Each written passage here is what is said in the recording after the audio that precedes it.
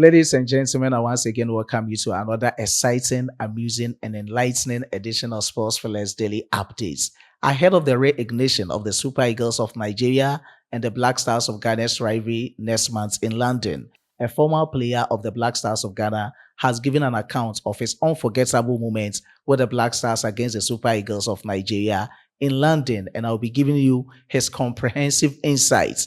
And in the camp of Nigeria National Under-20 boys, the Flying Eagles, their head coach, Aliyu Zubairu, has expressed confidence in the team's readiness to face the various countries in Group B of the 2025 Under-20 AFCON tournament in Egypt. And I'll be ending my presentation from the camp of former Nigeria Super Eagles striker, who has urged the Super Eagles of Nigeria players to find greater motivation in themselves as they prepare for the final matches of the 2026 World Cup qualifiers. But before I proceed with the details of these very stories, if you are new on this platform, just subscribe to the channel. After that, hit on the post notification bell for more updates. Please don't forget to like the video and share to other social media platforms. My name still remains Solomon Kwadwo Asante, your only nomenclature with engineer's philosophy in sports, a Ghanaian who has declared his full support for Nigeria sports and have been given a Nigeria name on this platform. And the name is the only one,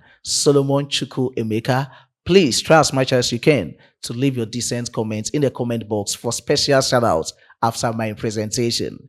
Ladies and gentlemen, let's delve into the intricacies of the stories. And to commence with is from the 2025 Under-20 AFCON tournament in Egypt. And the Confederation of African Football has finally and officially confirmed the various countries and their respective groups, where Egypt has now been given the right to host this edition. And let me just reiterate the various groups and countries for you. I've already given to you on this platform. In Group A, we have Egypt, Zambia, Sierra Leone, South Africa, and Tanzania. That is the host country. B, Egypt.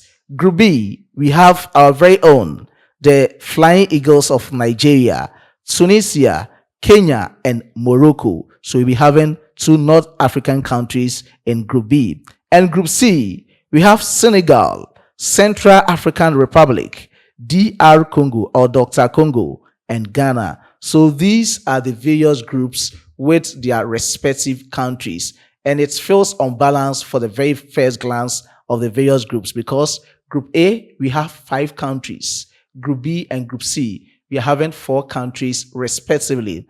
And this is the usual solution from CAF as to making everything balanced. And CAF try as much as they can to normalize data to make it very fair by just dissociating or discounting the 5th place team in Group A.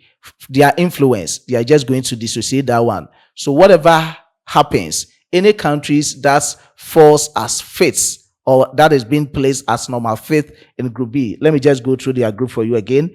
Egypt, Zambia, Sierra Leone, South Africa, and Tanzania. Any of these countries, let me explain it with the respective countries. Any of these countries that places 5th at the end of the first round or the group matches, that country's influence will be discarded. So if their influence is being discarded, they will be considering the first 4 countries, that is from 1st to 4th, where they will be choosing the 3rd best placed team. So they'll be comparing it with Group B and Group C to choose 2 of the 3rd best placed teams.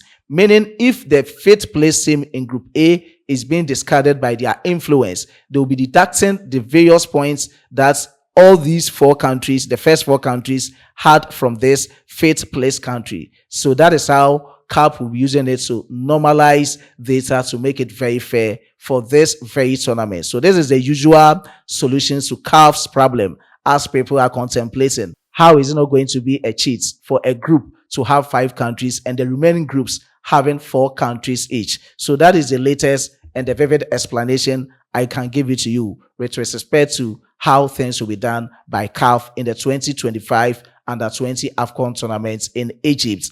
Now, still in the camp of the 2025 Under-20 AFCON tournament in Egypt, the Flying Eagles of Nigeria's head coach, Aliyu Zubairu, has also expressed his confidence in his team's readiness to face the various countries in his group.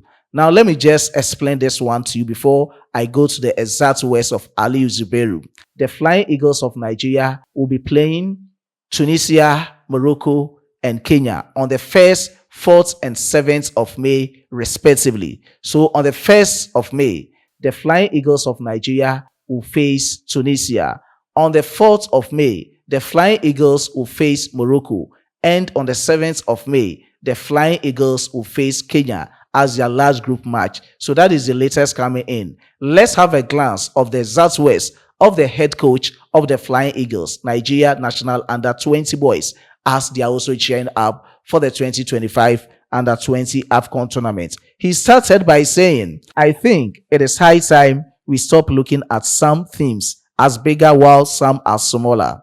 I don't think there is any minor opposition in Africa any longer.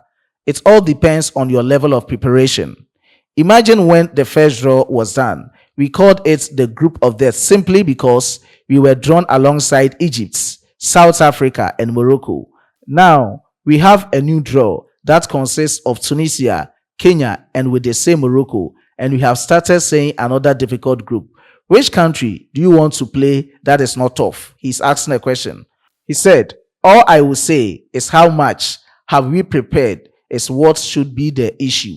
So these are the exact words from Aliyu Zubairu. They are as lengthy as he spoke. And let me just proceed with the next ones. He continued by saying, "Going by what we observed in Katsina, the team has made a tremendous improvement in terms of blending the team together and adopting a more advanced approach of matches. There is no pressure of any kind. All we are doing is to keep focused to achieve our first target, which is to get the ticket to the World Cup." So his paramount targets for the Flying Eagles is for them to get their tickets to the 2025 edition of the World Cup in Chile. So these are the exact words from the head coach, Aliyu Zubairu, the head coach of the Flying Eagles. He said people should discard that fanciful notion that we have smaller teams, we have bigger teams.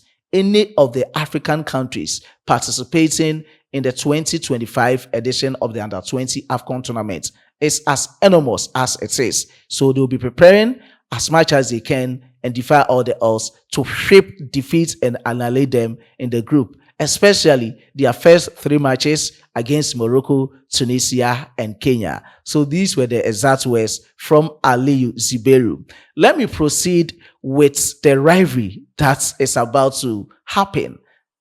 The Black Stars of Ghana versus the Super Eagles of Nigeria. And on this note, a former player of the Black Stars, midfielder specifically, Lai Kinson, has given an account of his unforgettable moment with the Black Stars against the Super Eagles of Nigeria in London. And let's take a reminiscence of what happened. So it was an international friendly game between the Black Stars of Ghana and the Super Eagles of Nigeria on the 6th of February 2007. The Black Stars of Ghana annihilated the Super Eagles of Nigeria by 4-1. Goals scored by Junior Manuel Agogo of blessed memory, Lai Kinson himself, Sule Ali Muntai, and Jotes Asamoah Frimpong. So these were the 4 scorers for the Black Stars of Ghana. And this victory was very significant and record-breaking for the Black Stars of Ghana as it ended the 15-year unbeaten run against the Super Eagles of Nigeria. They did it very well because Ghana went in with that tactical and technical superiority against the Super Eagles of Nigeria. And the highlight of the game is a player that we are about to listen to, Lai Kinson. He was a highlight of the game in London. So ahead of this Unity Cup tournament, which is scheduled to take place from the 27th to the 31st of May 2025 in London, featuring the Super Eagles of Nigeria, the Black Stars of Ghana, and that of Trinidad and Tobago and Jamaica, he needed to just give out these comprehensive details about his encounter with the Super Eagles of Nigeria, where he was even playing for Hapoel Tel Aviv, and a former player of the Super Eagles of Nigeria, goalkeeper indeed, Vincent Enyama, also joined the club. A fan that he has always been engaging with spoke with Vincent Enyama. He said, "Oh, forget about the Black Stars. Who is Lai Kinson? He can't do anything. He can't do foco." But at the end, Lai Kinson dominated the headlines of the game. That impresses him much, of which he spoke out these words. try to remember before the game, Ghana, Nigeria. We all know Ghana, Nigeria games are very important for the two nations. You know, we are brothers. You know, Ghana, Nigeria. I always say we are brothers, even though we have Togo, Benin in between us. You know, we click more than the other two countries. So every game is a very competitive game for between these two countries. You know, and it's a game that everybody have to come out and then play his heart out. So going to the game against Brentford, Ghana have gone a very long years without beating Nigeria. Our best game will be draw. I quite remember the best game between 1994, Senegal 92, Senegal 92. Since we beat them with Abedi Pele's and all that, we did not beat them till that Brentford game. So building up to the game, we had a lot of pressure. A lot of people telling us, "Oh, we've not beaten them since '92." Since '92, and for us going into the game, most of the players I quite remember from the hotel to the game, Brentford Stadium. I can see the bus that we were traveling with. Everyone was quiet. I quite remember a player like Michael Essien, quiet on the bus. Everybody was quiet because we wanted to change that narrative, because we've gone many years without beating them. Our best game against them will be a draw. So for us, we want to win the game at all costs. And then talking of playing in front of like Ghanaians in London, I know they have a lot of Nigerians there too, but we also have a number of Ghanaians that wanted supporting the team. We wanted to come out and then play our hearts out. I'll be very honest. You know, when we started the game, because of the tension, we were jittery in the first 5 to 10 minutes. Nigeria could have scored like 2-3 easy goals.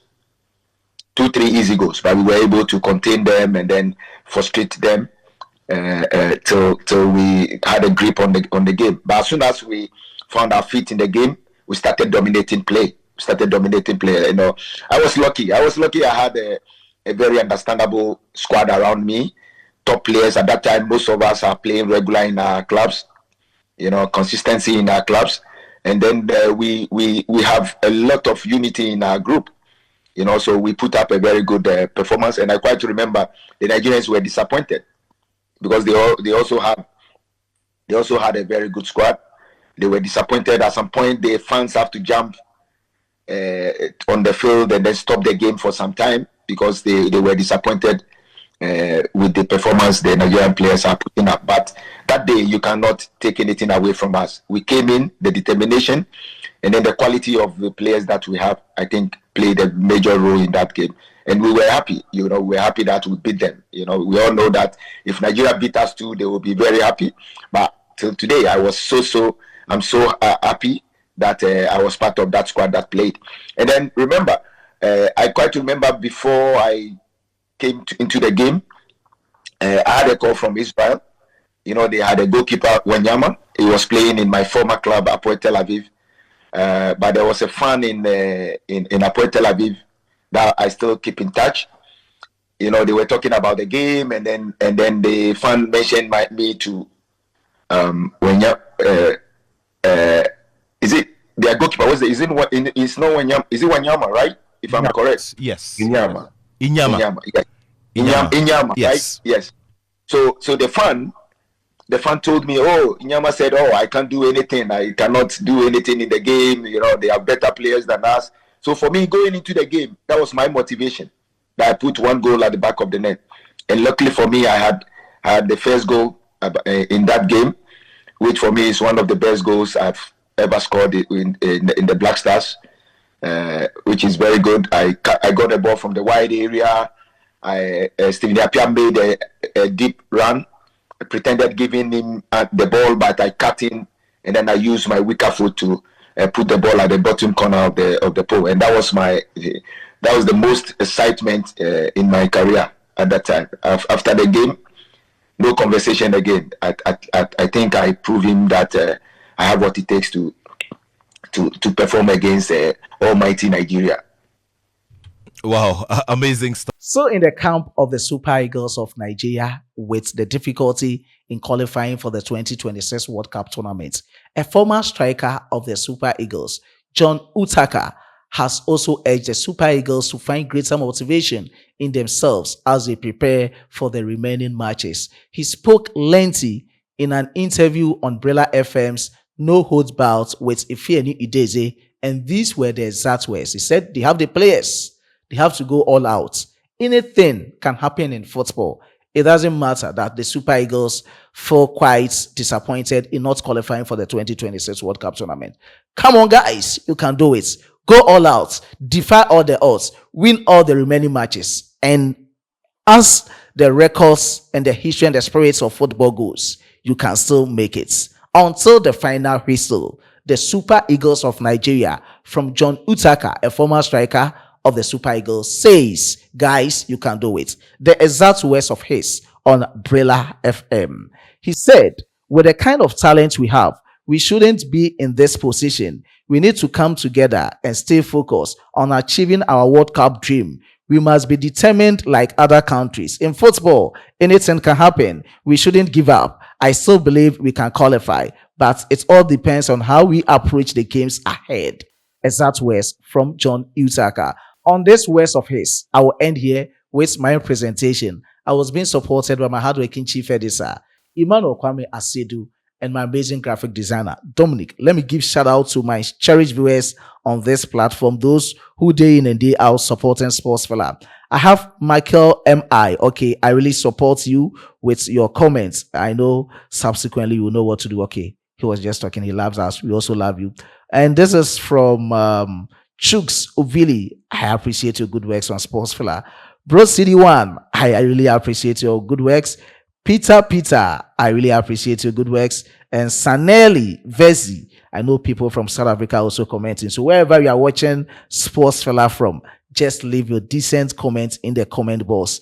And I have to tell you and give you the assurance that we'll be giving you the full match highlights and all goals on this platform, and in-depth analysis of the 2025 Under-20 AFCON tournament in Egypt, specifically for the Black Satellites of Ghana and the Flying Eagles of Nigeria. Same as we'll be adding some parts of South African national Under-20 boys. So just keep it logged on Sports Fella. This is your home of all the exclusive, authentic, and the amazing sports stories. I was being supported by my hardworking chief editor, Emmanuel Kwame Asedu, and my amazing graphic designer, Dominic. It's bye for now.